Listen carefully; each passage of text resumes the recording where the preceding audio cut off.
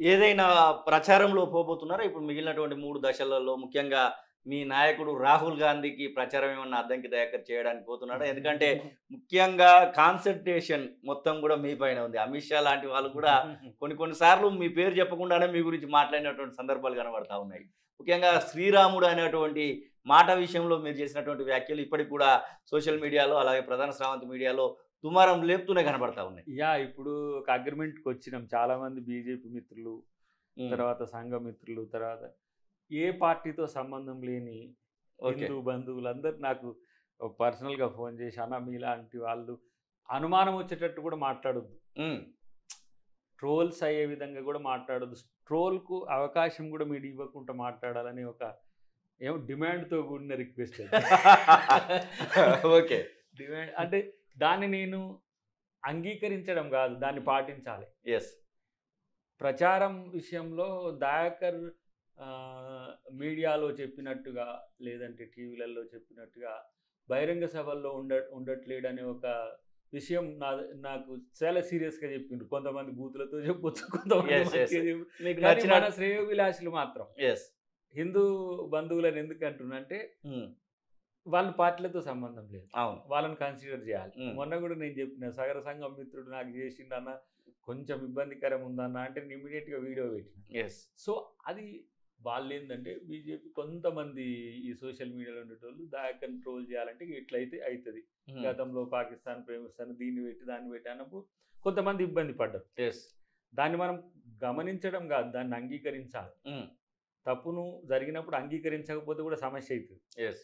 దాన్ని మళ్ళీ ఇంకోసారి మనం రిపీట్ కాకుండా చేద్దామని మన మీడియాలో కూడా చెప్పినాం. రెండోది ఏంటంటే, ప్రచారం సందర్భంలో కొన్నిసార్లు ఎమోషన్స్ చాలా బలంగా ఉన్నప్పుడు, ఇప్పుడు ప్రధానమంత్రి గారిని మీరు ఇట్లా అన్నారు, మన హోంమంత్రి గారిని ఇట్లా అన్నారు అనేసరికి అది అలాంటి రాజకీయ పరిస్థితులు రావద్దు. అవును. రెండవది రేపు వాళ్ళన్నప్పుడు కూడా మనం నొచ్చుకోవాల్సి వస్తది కదా! ఖచ్చితంగా. హ్మ్.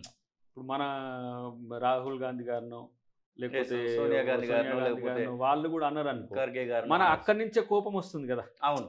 వాస్తవానికి నాకు రాజ్యాంగం మార్చడము, హ్మ్. రిజర్వేషన్లు ఎత్తివేసడం అనేది చాలా కనెక్టింగ్. ఎందుకంటే ఏదో ఇప్పుడిప్పుడే ఆ జాతులు పైకొస్తున్నాయి. అవును. 75 సంవత్సరాల రాజ్యాంగ అమలు ఇప్పుడిప్పుడు ఆ వర్గాలకు చైతన్యాన్ని ఇస్తుంది. యెస్. దాన్ని తీసేస్తారని చెప్పినప్పుడు ప్రధానమంత్రి గారు ఆ స్థాయిలో సీరియస్‌గా ఉండాల్సిన పరిస్థితి ఉంది. అమిత్ షా గారు కూడా.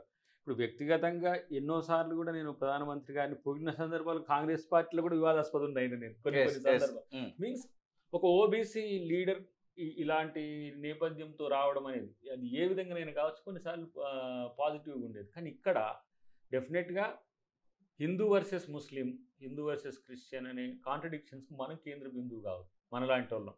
సో, దాన్ని సీరియస్‌గా తీసుకోవాల్సిన అవసరం వచ్చింది. ఇక ప్రచారం విషయం వచ్చినప్పుడు డెఫినెట్‌గా నేను అనుకుంటా రాయబరేలీ, అమేథీ, యెస్. వయనాడు ఈ ప్రాంతాలు కొన్ని మొన్న ఆంధ్ర పోయి రాలే. హ్మ్. నెల్లూరు, అవును. బాపట్ల, కొంత ఇటు తిరుపతి అవన్నీ ఎప్పుడెప్పుడు సందర్భం దొరుకుతుందో అప్పుడు.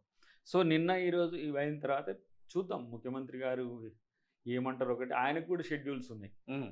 వారు స్టార్ క్యాంపెయినర్‌గా ఉన్నారు. నేనిక్కడ స్టార్ క్యాంపెయినర్ అయినా ఇప్పుడు మేము కొన్ని ప్రాంతాలే తిరగొచ్చు. సెలెక్టివ్‌గా హ్మ్. పోవాల్సొచ్చింది. బట్ ఆహ్, ఆహ్, ఉత్తర భారతానికైతే పోవాల్సిన పరిస్థితి వస్తది అని అనుకుంటున్నా. ఎందుకంటే మా బాధ్యత గూడా. హ్మ్. ఎందుకంటే ఆ ప్రాంతంలో ఇప్పుడు వారణాసి ఉంది. వారణాసిలో ముఖ్యమైన నాయకత్వమే పనిచేస్తున్నారు. సో, ఆ సందర్భాల్లో అటు కూడా పోయి రావాల్సొస్తది. చూద్దాం ఎట్లా ఉంటదో. కానీ ఏది ఏమైనా ఈ 2, 3 ఫేసెస్ చాలా ఇంపార్టెంట్ కాంగ్రెస్ పార్టీకి. ముఖ్యంగా కాంగ్రెస్ పార్టీకి, ఇండియా కూటమికి. హ్మ్. ఆహ్, ఇవి గనక అఫెన్సివ్‌గా రాగలిగితే హ్మ్. మోస్ట్ ఫైనల్‌గా అధికారం ప్రాబబ్లీ గూడా రావడానికి ఇంకొక అవకాశం వస్తది. మిత్రుడు, ఒక పెద్దాయన మిత్రుడు కాదు. హ్మ్. ఆల్మోస్ట్ ఆల్ మీరు 200 దాటుతారు. హ్మ్. కాబట్టి మీ రాహుల్ గాంధీ గారు గాని, మీ ముఖ్యమంత్రి గారు గాని, మీ మల్లికార్జున ఖర్గే గారు గాని, వీటిని కోఆర్డినేట్ చేసుకోవడంలో మంచి పాత్ర పోషిస్తే యెస్. మిగతా అలయన్స్‌లో ఆటోమేటిక్‌గా మాక్సిమంగా వచ్చేస్తాయి. వస్తాయి.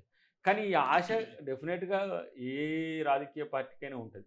కానీ మీరు చూడండి అప్పటినుంచి మతం, రిజర్వేషన్‌ల మీద చర్చ జరిగింది. అవును. ఇక్కడ ఈ ముఖ్యమంత్రి గారు ఏదైతే ఈ చర్చ లేవనెత్తిండో, వాళ్ళు మతం చుట్టూ కాకుండా వాళ్ళు చర్చ అంతా అభివృద్ధి రిజర్వేషన్. వైపు, హ్మ్. లేదంటే సంక్షేమం వైపు తీసుకుపోవాల్సొచ్చింది. నేను అదే, మీరు రాజకీయాలు రాజ్యాంగబద్ధంగా, అభివృద్ధి క్షేత్రంగా సంక్షేమం మేము చేసిన విధంగా చెప్తే అది ప్రజలు అంగీకరించాలి. Yes. లేకపోతే మనము రాముని వల్ల లేకపోతే అల్లా వల్ల అని ఇప్పుడు ఓల్డ్ సిటీలో నిన్న సోదరి కొట్లాడుతూ ఉంది మాధవీలత. మాది ఆ పరిస్థితి రాకూడదు. ఎస్ ఎందుకు ఆ మాట అంటున్నా, హిందూ అయినా ముస్లిం అయినా డిఫెన్స్ నుంచి రావద్దు, అందరికి ఈక్వల్ ప్రయారిటీ ఉన్నది. అక్కడ తను ఒక రకంగా లిటరల్గా ఫైట్ చేస్తున్నది, ఎన్నికల ఫైట్ కంటే కూడా ఒక ఫిజికల్ ఫైట్ చేస్తున్నది. అది ఈ రాజకీయాలు ఎవరు కోరుకుంటారు? నేను అంటున్నది అది. ఇప్పుడు ఏమంటాం, కాంగ్రెస్ పార్టీ వస్తే ఏదో ముస్లింలకు అనుకూలంగా లేకపోతే క్రిస్టియన్స్కి అనుకూలంగా, బీజేపీ వస్తే ఏమంటారు హిందువులకు అనుకూలంగా ఉండదు. బీజేపీ వచ్చినా హిందువులకు ముస్లింలకు క్రిస్టియన్స్కి చేయాల్సిందే. నేను చెప్పిన కూడా అరుణాచల్ ప్రదేశ్ నుంచి నార్త్ ఈస్ట్ మొత్తం వాళ్ళు బైబిల్ పంచుకుంటూ పోయిండ్రు. అవును, ఏ బీజేపీ పార్టీ మేము మా విధానం ఇది, మేము జీసస్కి వ్యతిరేకం కాకుండా అని. మన దాంట్లో చూసిన మీరు ట్రోల్స్ నేను చూడలేదు, జై జీసస్ అనేది పెట్టిండ్రు దాంట్లో, దాంట్లో పోయినట్టు. అంటే దయాకర్ జీసస్ అంటుండంటే క్రిస్టియన్. మరి పోయినసారి పాకిస్తాన్ ప్రేమికుని చేసిండ్రు, ఇప్పటికి దయాఖాను క్రిస్టియన్, జై జీసస్ కాదు, దయాకర్ మనిషి, మానవత్వం కొరకు కొట్లాడతాడు. నేను హిందూగా ఉంటా ఎందుకంటే నా life, my life with Hindu. My dad, ఇప్పుడు చెప్పినగా చాలా మంది చెప్పిన, మా డాడ్ పేరు రామలక్ష్మయ్య, మా ఆవిడ పేరు నాగమణి. వాళ్ళైతే బంజారాలో సేవ్యాసాద్ కల్చరల్, ఆయననే దేవుడు, ఆయననే మా తాతగారు అంటే ముత్తాత గారు. ఆయన నా ఎలక్షన్స్ కూడా వచ్చిండప్పుడు 2014. వాళ్ళు కల్ట్ హిందూ ఫ్యామిలీ నేను చేసుకున్నది. తర్వాత మా అమ్మ పేరు జానమ్మ, అంటే ఏంది రామలక్ష్మి జానకి. మా పెద్ద అమ్మాయి పేరు చూడు ఆత్మజ రామ్. ఆత్మజ అంటే సీతని, ఆత్మ నుంచి జనించింది. రామ్ అని మా డాడీ యాడ్ అయ్యేటట్టు ఆత్మజ రామ్. ముక్తాశ్రీ చిన్న అమ్మాయి పేరు. ఇంకా మా చిన్నగాని పేరు జానకి రామ్ వినయ్. ఇక మరి నేను క్రిస్టియన్ అయితే ఫిలిప్స్ అను డేవిడ్ అని. ఇప్పుడు నాది పూర్వాంకంలో నా పేరే మా డాడీ హిందువుగానే ఉండాలను అని చెప్పి మార్చిన పరిస్థితి. మా మమ్మీ క్రిస్టియన్ నేపథ్యం ఉన్నప్పటికీ కూడా వాళ్ళు ఎప్పుడో మా తాత వాళ్ళు, మా మమ్మీ వాళ్ళు, నేను కూడా చర్చితో లేదు సంబంధం అని చెప్పి అబద్ధాలు చెప్పి తప్పించుకోను.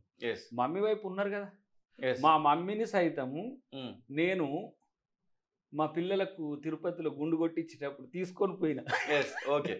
ఏది తిరుపతికి, అంటే అంత సెక్యులర్గా ఉంటాడు. ఇప్పుడు తన కొడుకు తిరుపతికి పోయినంత మాత్రాన తల్లి రానంతటి దుర్మార్గమైన మత వ్యవస్థ లేదు మన దేశంలో. సెక్యులర్ అంటే అది. అవును, మళ్ళీ ఏదో ఫీల్ అవ్వకుండా రాలే. ఇప్పుడు మా కాడ దండు మహిషము ఉంటుంది, మేము అందరం పోతాం. మొన్న మీరు నా బర్త్డే చేసిండ్రాడ, ఆ మమ్మీ కూడా వస్తుంది, అందరు వస్తారు. అసలు సమస్య బొట్టు పెడతారు, తాళి ఉంటుంది, మెట్టెలు, ఆల్మోస్ట్ ఆల్ హిందూ కల్చర్ ఉంటుంది, దాంట్లో ఏం తేడా ఉండదు.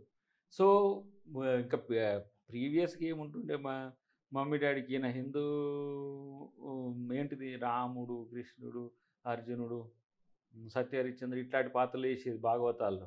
యక్షగానం ఉంటుంది కదా, దాంట్లో ఈయన మెయిన్ హీరో ఉంటుండే. అప్పుడు వీళ్ళు క్రిస్టియన్స్గా ఉన్నా కూడా ఫాలో అయ్యేటోళ్ళు. అసలైన తొలి వెలుగు. ఫాలో వాట్సాప్ @తొలి వెలుగు అఫీషియల్.